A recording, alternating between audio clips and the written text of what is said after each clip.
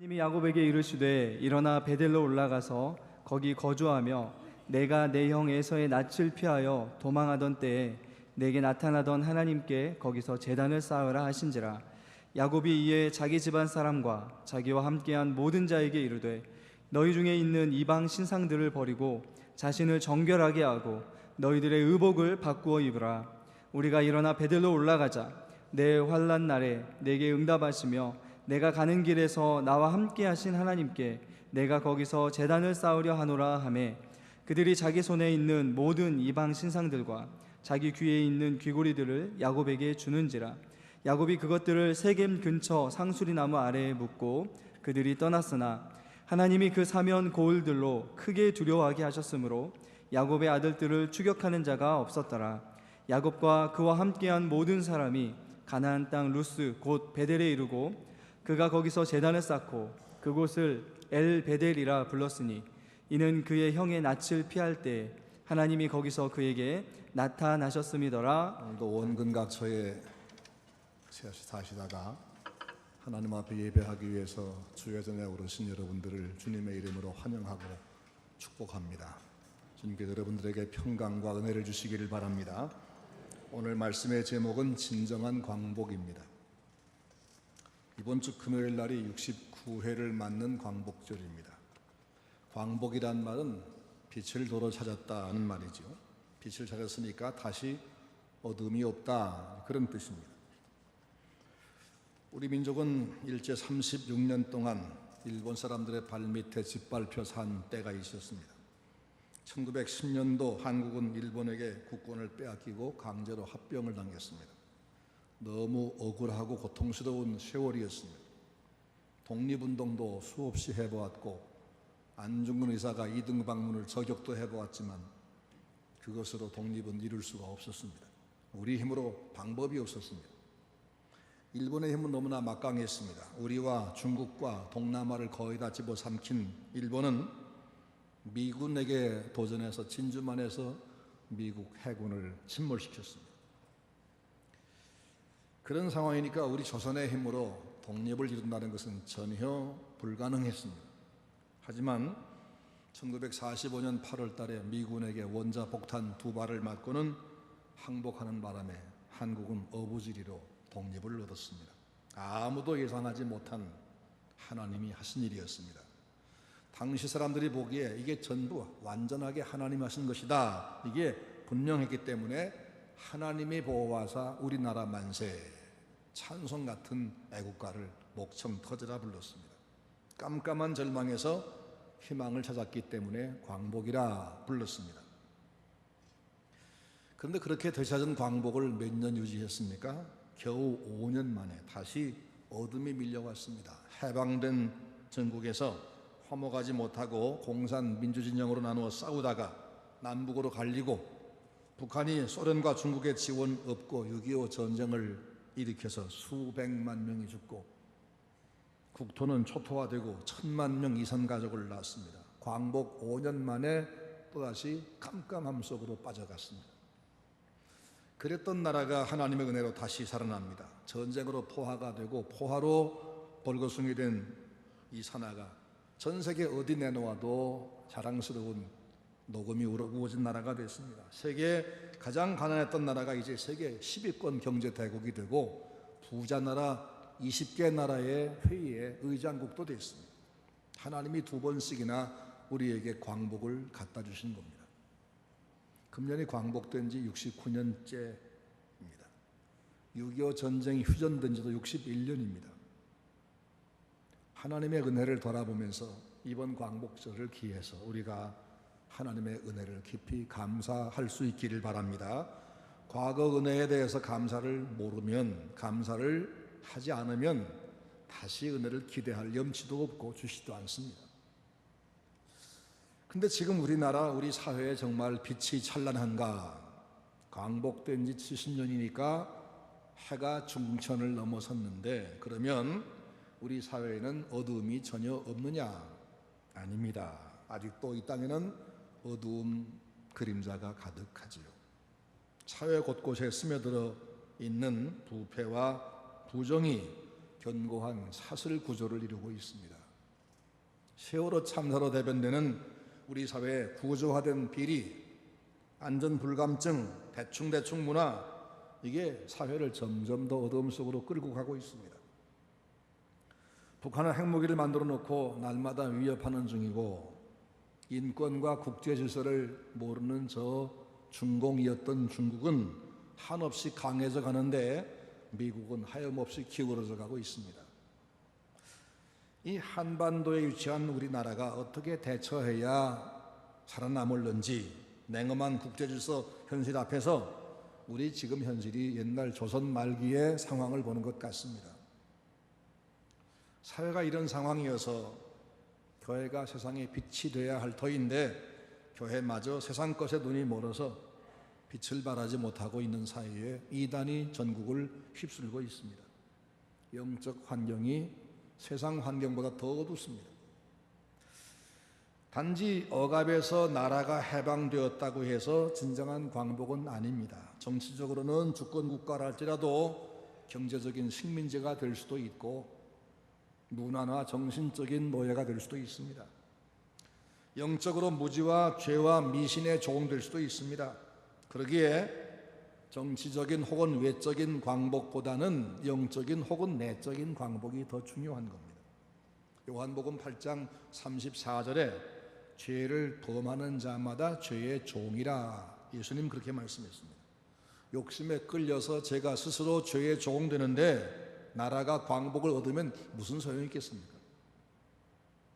사실 주님께서 우리에게 진정한 자유를 주었습니다. 갈라디아서 말씀 보니까 그리스도께서 너에게 자유를 주었으니 다시는 종의 멍에를 매지 말라.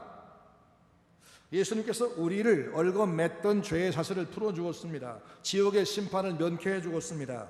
그리스도 예수 안에 있는 자에게 결코 정죄함이 없습니다. 사탄이 기소를 못합니다. 하나님의 심판대 앞에 가지 않는다고 말씀했습니다. 예수님께서 포박을 당해 죽으심으로 우리를 풀어주었습니다. 그런데 우리가 지금 또다시 욕심과 무지 때문에 스스로 어둠 속에 걸어가고 있습니다. 우리가 어떻게 해야 어둠 속을 더 이상 헤매지 않고 진정한 광복을 누릴 수 있을까? 오늘 본문은 우리 개개인이 광복을 얻는 방법을 말씀해 줍니다. 오늘 35장 일부분 읽었지만 오늘 본문의 말씀은 32장에서 35장까지를 어울러서 말씀드리겠습니다. 32장을 보면은 야곱이 20년 만에 고향으로 돌아오는 장면이 보입니다.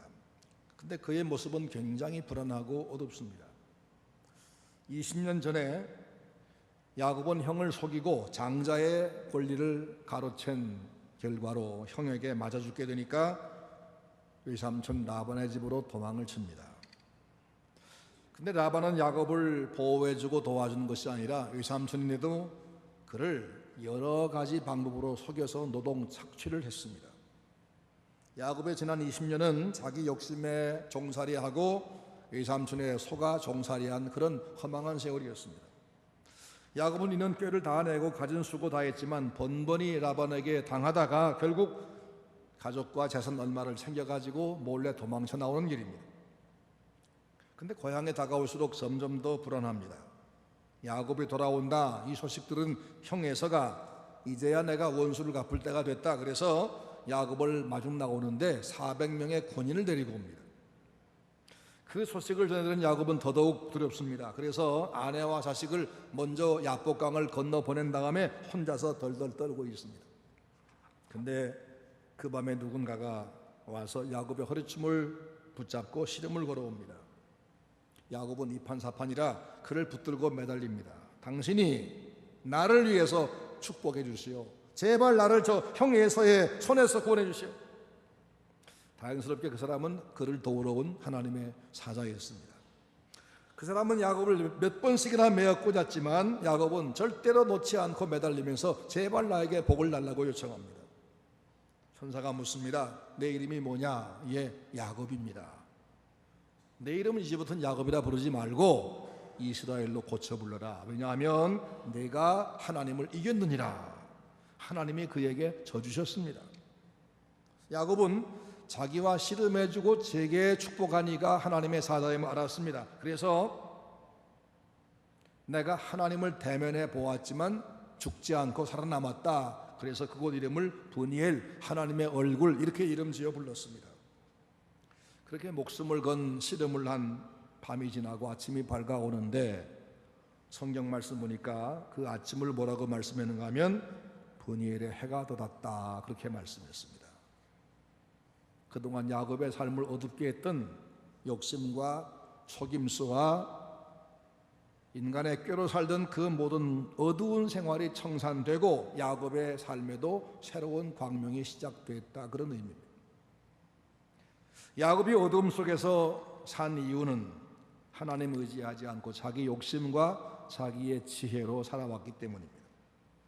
하지만 이젠 야곱은 그 20년 동안에 그 몸부림친 수고가 다 허사가 된 그날 그 아침에 이제 하나님만 의지해 살겠다고 결심을 굳힙니다. 이게 바로 브니엘에서 했던 그의 결심입니다. 하나님은 그렇게 돌이키는 야곱을 불쌍히 보시고 에서의 마음을 바꾸어 주었습니다.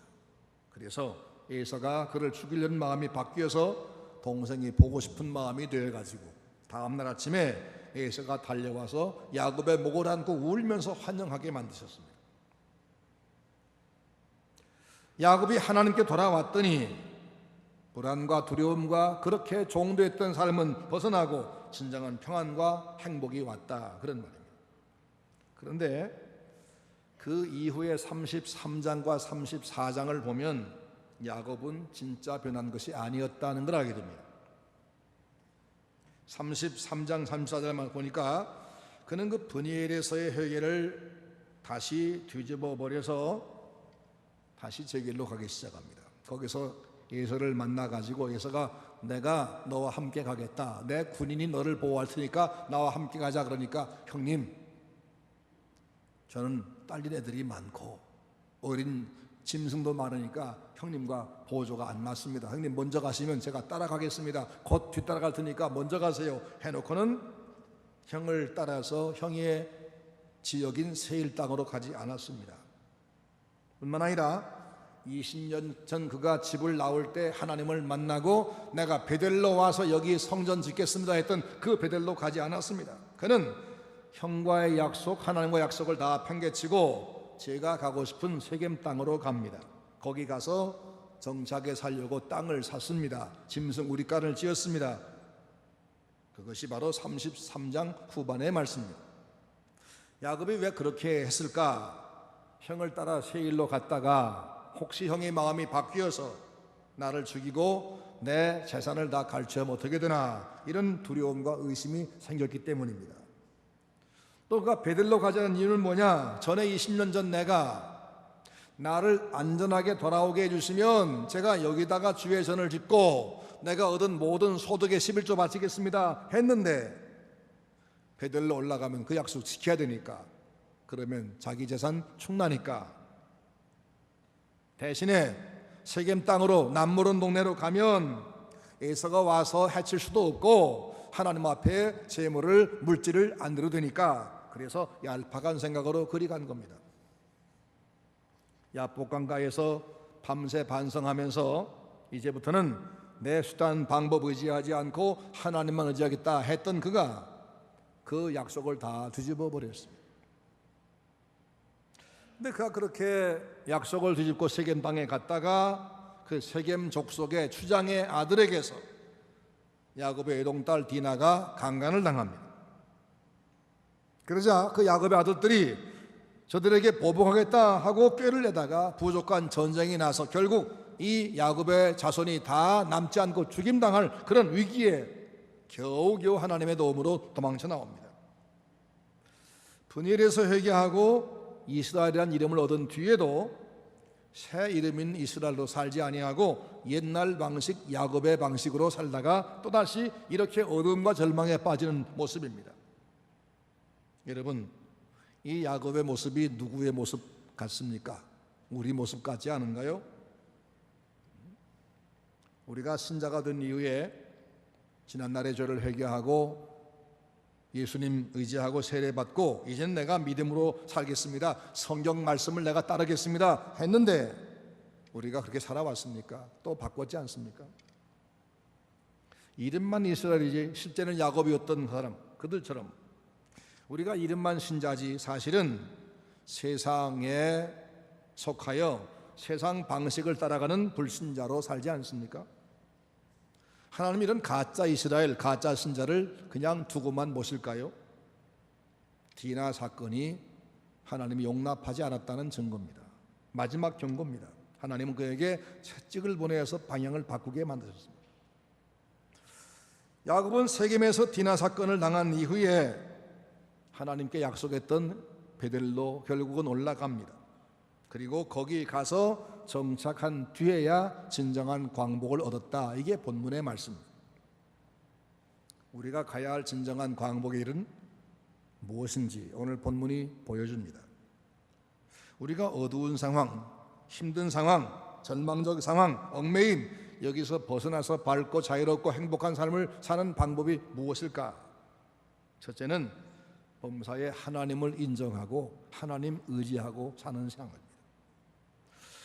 야곱이 야복강가에서 밤을 새워 씨름할 때 그는 자기의 그동안의 모든 모은 재산들, 가족을 다 건너 보내고 그 야복 나루에 혼자 앉아서 떨고 있습니다.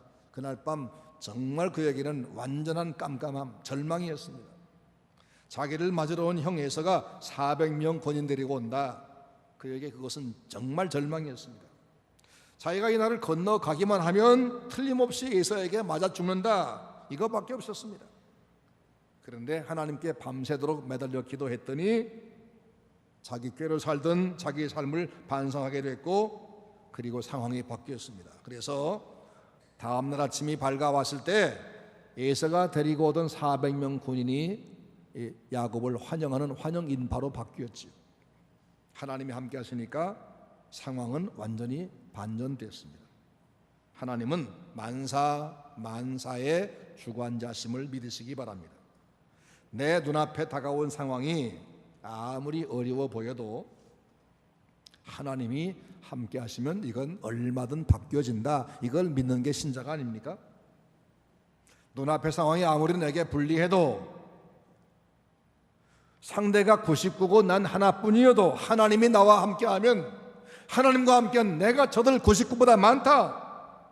이런 신앙이 바로 우리에게 필요한 거 아닙니까? 근데 그 감사한 아침이 지나고 형 에서가 앞서 떠나버리자 야곱의 태도가 다시 바뀌어서 믿음과 감사가 사라지고 욕심이 들어와서 세겜으로 가는 잘못을 저지르고 맙니다. 여러분, 잠시라도 하나님 잊어버리면 우리에게는 또다시 염려와 근심이 몰려오고 어두움 속에 빠지게 됩니다. 베드로가 물 위로 걸어오신 예수님 바라보고 예수님만 바라볼 땐 배에서 내려서 물결 위를 저벅저벅 걸어갔지만 눈을 아래로 향해서 내가 지금 물 위를 걷는 거 이게 뭐야? 어떻게 물 위로 걸어가지? 하고 두려운 마음으로 물을 바라볼 때 그냥 빠졌던 것처럼 우리에겐 수많은 문제가 항상 우리 주변에 있습니다. 그걸 바라보면 빠져가지만 주님 바라보고 주님 의지하면 우리는 이길 수가 있습니다. 하나님을 믿는 신앙이 뭐냐? 남들이 1% 미만이라고 보는 하나님의 영향력을 나는 99% 이상이다 이렇게 보는 겁니다.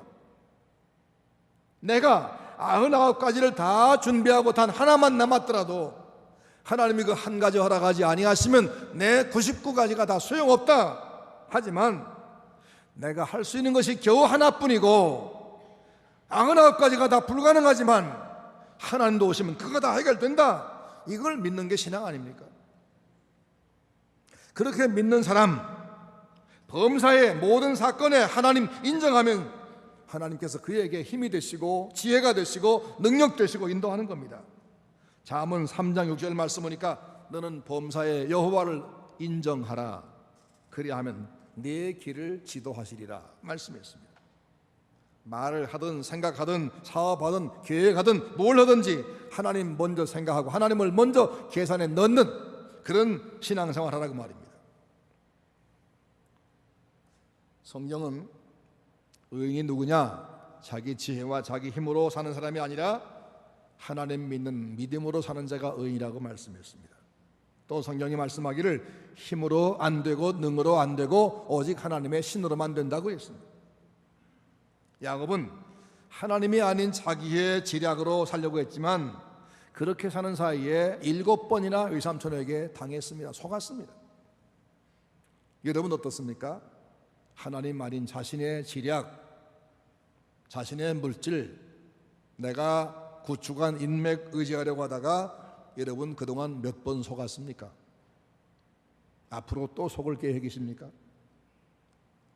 세상 것 의지하면 번번이 속게 되어 있습니다. 신자는 범사에 오직 주님께만 의지하고 주님을 바라보고 주님을 기대해 사는 생활입니다. 거기에만 진정한 평안과 승리가 있습니다. 주님 의지한 믿음으로 사셔서 여러분 평생의 은혜의 빛 가운데 사시기를 주의 이름으로 축원합니다. 둘째는 버릴 것을 찾아서 버려야만 합니다. 세겜에서 가족이 다 몰살당할 상황에 주님이 찾아오셔서 베델로 올라가라 하고 명령하십니다. 그 말씀들은 야곱은 가족들에게 명령합니다.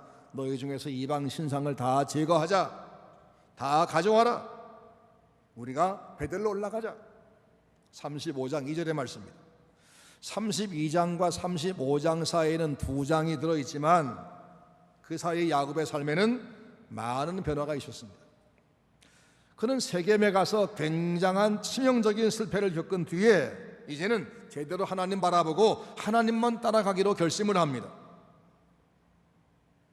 그는 하나님께 돌아가되 세겜까지 오면서 저질러온 내 잘못된 삶의 자취를 다 지워버리자, 정리하자. 그래서 가족들에게 이방 신상들 가져와라 하고 명령했습니다. 라헬이 친정에서 뭘 훔쳐가지고 왔지요?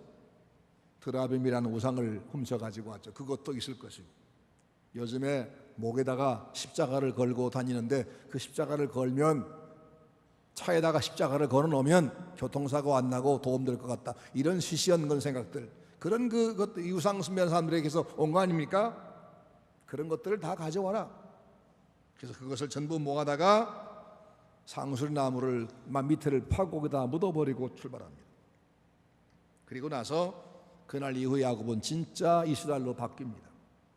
그렇게 변한 이스라엘 야곱에게 하나님은 그 평생의 평안을 주었습니다. 그런데 그렇게 되기까지의 과정이 있었습니다. 33장 20절 말씀 보니까 야곱이 에서를 따돌리고 세일로 가지 않고 세겜으로 갔다 그랬죠. 세겜으로 가서 거기 살면서 거기 땅을 사고 우리간을 짓고 정착을 하면서 하나님 앞에 제단을 쌓았다 그랬어요. 거기 가서도 신앙생활을 한 것처럼 보입니다. 그런데 그가 그 제단을 쌓고 나서 그 제단 이름 뭐라고 부르냐면 엘로헤 이스라엘이라고 불렀어요. 이 말은 하나님은 이스라엘의 하나님, 즉 하나님은 나의 하나님, 그런 뜻입니다. 좋은 말 같죠? 근데 왜 그렇게 말했을까요? 형을 속이고 하나님과 약속을 어기고 자기 육신의 유익을 위해서, 경제적인 이익을 위해서 세겜으로 가 정착하면서 왠지 마음이 불안하지요. 그래서 그 불안한 마음을 위로받아 보려고 하나님은 나의 하나님이니까 나를 버리시겠어? 그런 얘기입니다. 우상이 뭐죠? 내가 갖고 다니다가 적당한 곳, 내 가까운 곳 세워놓고 너는 나를 좀 지켜주고 내게 복을 줘 하는 그런 시시한 물건입니다. 내가 갖고 다니는 그것이 어떻게 나를 지켜줍니까? 내 목에 걸린 십자가 어떻게 나를 보호합니까? 그러니까 이 우상을 갖고 다니는 것은 이건 바로 하나님을 이용하는 자세입니다. 하나님을 이용하는 것, 내 마음대로 끌고 다니고 내가 놓고 싶은 것을 놓고 내가 달라는 걸 주고 그렇게 생각하는 겁니다. 그는 자기 힘으로 살 수 있다고 생각할 때는 하나님 잊어버리고 이용하려고 하다가 하나님 필요할 때는 또 하나님 찾는 그런 모습. 예배당에 와서 예배를 함께 드리지만 하나님 앞에 내 생명이 하나님 것, 내 물질이 하나님 것, 내 모든 게 주님 것입니다, 하나님은 나의 왕이십니다 하면서 하나님을 기쁘시게 하며 굴복하는 경배가 아니라 내가 지금 두려우니까, 내가 지금 아쉬우니까, 내가 지금 병들었으니까 나를 좀 도와주세요, 이런 분들도 얼마든지 많죠. 근데 갈라디아 6장 7절 말씀 보니까 하나님은 업신여김을 당하지 아니하시나니 사람이 무엇으로 심든지 그대로 거두리라고 말씀했습니다. 하나님은 사람에게 속지 않는다는 겁니다. 구약의 예배라는 것은 구약의 제사에서 왔습니다. 제사가 뭐죠? 짐승을 죽이는 겁니다. 그런데 자기가 죽어야 하지만 못 죽으니까 대신에 짐승을 잡아 죽이는 겁니다. 결국 우리가 죽을 것을 예수님이 대신 죽어주심으로써 제사가 완성됐습니다. 제사는 죽는 겁니다. 근데 이 시대 신자들은 자기를 죽이려고 하지 않습니다. 자기가 살기 위해서 하나님을 이용하려고만 합니다. 자기가 필요한 것을 구하고 아쉽지 않을 때는 하나님을 피해버립니다. 바로 그런 것이 엘렐로헤 이스라엘입니다. 하나님은 내 하나님, 하나님을 섬긴다고 하지만 하나님을 자기 편으로 끌어들이고 자기 가는 곳에 항상 따라와주고 이런 겁니다. 그가 세겜에서 제단 쌓고 나서 엘렐로헤 이스라엘 했지만 하나님이 그 예배 받지 않았습니다. 그 증거가 뭐냐? 에돔 딸 디나가 강간당하고 가족이 다 죽게 된 겁니다. 그러나 그가 세겜에서 혼나고 베델로 올라간 뒤에 베델에서 예배를 드립니다. 그 내용이 35장 7절에 나오는데 그때 그는 그 베델에서 제단을 쌓은 다음에 그 이름을 뭐라고 부르냐면 엘베델 이렇게 부릅니다. 엘베델이라는 말은 하나님의 집에 계신 하나님 그런 말입니다. 무슨 얘기냐? 하나님은 내 장소, 내 의도대로 끌고 올 수 있는 하나님이 아니더라. 그분은 내가 찾아가서 그분에게 굴복하고 복종하고 순종할 때 은혜 주시는 분, 내가 움직이거나 영향 끼칠 수 없는 분. 하나님은 주권자 하나님이시다는 겁니다. 하나님은 당신 뜻대로 온 세상과 만물을 주관하시는 진정한 주권자들라는 겁니다. 이게 바로 엘베델이라는 말 속에 들어 있습니다. 그날 이후로 야곱은 하나님 더 이상 이용해 먹지 않습니다. 하나님은 환난 당하는 자가 부르짖을 때 들어주는 자비가 풍성한 하나님이지만 그 인간에게 이용당하고 끌려다니는 그런 분이 아니십니다. 다만 복종한 자에게만 은혜를 주시는 겁니다. 하나님은 세겜에서의 우상 숭배식 예배를 받지 않으셨는데 그 증거가 디나 사건이고 베델에서의 굴복하는 예배를 받으셨는데 그 증거가 35장 11절입니다. 11절 말씀 보니까 하나님이 그에게 나타나 이르시되 나는 전능한 하나님이라 생육하고 번성하라 한 백성과 백성들의 총회가 내게서 나오고 왕들이 내 허리에서 나오리라 내가 아브라함과 이삭에게 준 땅을 내게 주고 내가 내 후손에게도 그 땅을 주리라 하나님 그렇게 약속을 하십니다. 하나님 주시는 축복, 은혜가 없으면 우리 일생의 수고는 허무합니다. 아무리 몸부림을 쳐도 점점 더 어려움 속에 빠져갈 수밖에 없습니다. 그러기에 하나님 앞에 굴복하는 것이 축복인데 그러려면 진정으로 굴복하려면 우리가 그동안 하나님을 이용했던 얄팍한 생각들, 우상 숭배 방식들 이 잔재물을 빨리 걷어치우고 이걸 버리고 가야 한다는 겁니다. 오늘 우리가 버려야 할 것이 뭘까? 야곱은 우상의 잔재물을 샅샅이 찾아서 그것을 전부 모아 상수리 나무 아래 묻었습니다. 그리고 나서 하나님의 은혜의 빛을 얻었습니다. 여러분 버릴 것이 뭡니까? 하나님 아닌 것에 기대어 산 것은 없습니까? 야곱처럼 하나님을 이용하려고 하진 않았습니까? 힘들고 다급하면 교회와 달려와 기도하지만 평안하면 몇 주간이고 태연하게 결석도 하지 않습니까? 하나님을 이용하는 태도일 수 있습니다. 우리의 신앙의 잘못된 부분을 찾아서 그것을 다 묻어버리고 지워버리고 새 출발해야만 하나님께서 그에게 진정한 광복을 주시는 겁니다. 영적인 광복을, 생활의 광복을 그에게 주시는 겁니다. 여러분 삶에서 잘못된 부분들을, 내 신앙의 잘못된 태도를 찾아서 그걸 버리시기를 주의 이름으로 축원합니다. 그 다음에 세 번째, 베델로 올라가 거기 정착해야 광복이 옵니다. 베델이 어디냐? 하나님께서 세겜에서 지금 절망에 빠진 야곱에게 찾아와서 말씀합니다. 베델로 올라가서 거기 거하며 거기 살며 거기 정착하며 내 환난 날에 나타났던 하나님께 거기서 단을 쌓으라 명령하셨습니다. 이 야곱에게 있어서 베델이 어디냐 하면 20년 전 형을 피해 도망하던 그날 삼손 집으로 가던 그 길에 날이 저물어서 길가 어느 우묵한 곳에 돌베개 납작한 하나를 갖다 베이고 잠을 자던 것입니다. 그 꿈속에 하나님이 그를 찾아와 만나 주셨습니다. 그리고 내가 너를 지키고 내가 너를 복을 주겠다고 약속하신 것입니다. 야곱은 깜짝 놀라 깨어났습니다. 아하, 여기도 하나님이 계신 곳이구나. 이곳이 하늘의 문이구나. 그리고는 자기가 베고 자던 돌멩이를 모로 세우고 가지고 있던 기름을 거기다 부어서 하나님 앞에 간단한 예배를 드렸습니다. 그리고 하나님께 고백하기를 내가 하나님 앞에 여기다가 장차 하나님의 전을 지켰습니다. 제가 버는 모든 물질에서 11조를 바치겠습니다. 약속했던 것입니다. 그런데 야곱은 그날 이후로 이 베델을 까맣게 잊어버렸습니다. 그리고 20년 지나서 돌아온 뒤에도 일부러 베델을 피해버렸습니다. 일부러 피해서 베델을 피해 사는 삶에는 광복이 없습니다. 밝음이 없습니다. 베델로 돌아가 거기 거주해야 진정한 평안이 오는 겁니다. 우리는 각자 자기의 베델을 찾아야 됩니다. 여러분 베델 어딜까요? 내가 처음으로 하나님을 만났던 그날, 그 상황, 내가 가장 약하고 힘들었던 그때, 내가 가장 진실한 기도를 하던 그날, 그 시간, 그때 내가 하나님께 뭐라고 기도했었는지, 내가 그때 어떤 결심을 했었는지, 내가 그때 어떤 약속했었는지, 그날로 돌아가서 그것을 행하는 것, 그게 바로 거기 거주하는 것이죠. 그래야 그에게 진정한 평안이 옵니다. 진정한 광복이 옵니다. 그런데 지금도 아직도 세겜 같은 세상에서 내 방식으로 무엇을 해보려고 노력을 하지만 거기에는 광복이 없다는 겁니다.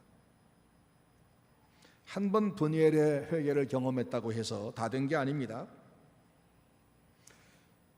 베델에서 한 번 하나님 앞에 회개하고 용서받았다 그래서 형 에서가 자기에 다가와 목을 안고 울었다 그래서 다 된 줄 알고 또다시 자기 인간적인 꾀로 세겜으로 갔다가 그는 철저하게 망할 뻔했죠. 한 번 은혜를 받았다고 해서 여러분 느긋해져 가지고 옛날 신앙 잃어버리고 사는 거 아닙니까? 하나님 앞에 울고 불고 기도하면서 진정한 신앙의 고백을 해놓고는 다시 여전히 세상 방식으로 지금 살고 있지 않습니까? 여러분 베델로 올라가야 합니다. 자신의 베델을 찾아내야 됩니다. 범사의 하나님을 먼저 생각하고 그분에게 의지하는 생활, 그리고 내 삶에서 우상 숭배식의 신앙이 잘못된 것을 찾아서 버리는 것, 그리고 본래 첫 신앙을 찾아 거기에 정착하는 것, 이것만이 진정한 광복의 길입니다. 진정한 광복은 하나님 앞에 죄를 회개하고 용서받은 그 마음, 그래서 그 마음속에 하나님이 자유와 평안과 은혜를 베푸는 것입니다. 그래서 주님이 우리 안에 오심으로써, 내 안에 계심으로써, 내가 예수로 말미암아 삶으로써 내가 세상 어두운 욕심에 끌려가지 아니하고 오직 주님의 말씀 따라가는 겁니다. 요한복음 8장 12절 말씀 보니까 예수께서도 일러 이르시되 나는 세상의 빛이니 나를 따르는 자는 어둠에 다니지 아니하고 생명의 빛을 얻으리라 말씀했습니다. 겸손하게 주님만 의지하는 신앙, 내 신앙생활의 잘못된 모습을 찾아서 그걸 버리고 고치는 생활, 그리고 첫 신앙을 회복하고 거기에 다시 돌아가 정착함으로써 여러분의 삶에 자유와 평안과 행복이 가득하시기를 주의 이름으로 축원합니다. 그리고 그렇게 밝고 아름다운 여러분의 신앙의 모습 때문에 우리 이웃들도 주님을 알게 되고 만나게 되어서 그분들도 광복 얻게 되면 이 진정한 빛 가운데 서는 사람이 많으면 그 사회가 절대로 어둠 속에 빠질 수 없는 것입니다. 이런 평화가, 이런 평강이 여러분과 우리나라에 가득하기를 주의 이름으로 축원합니다.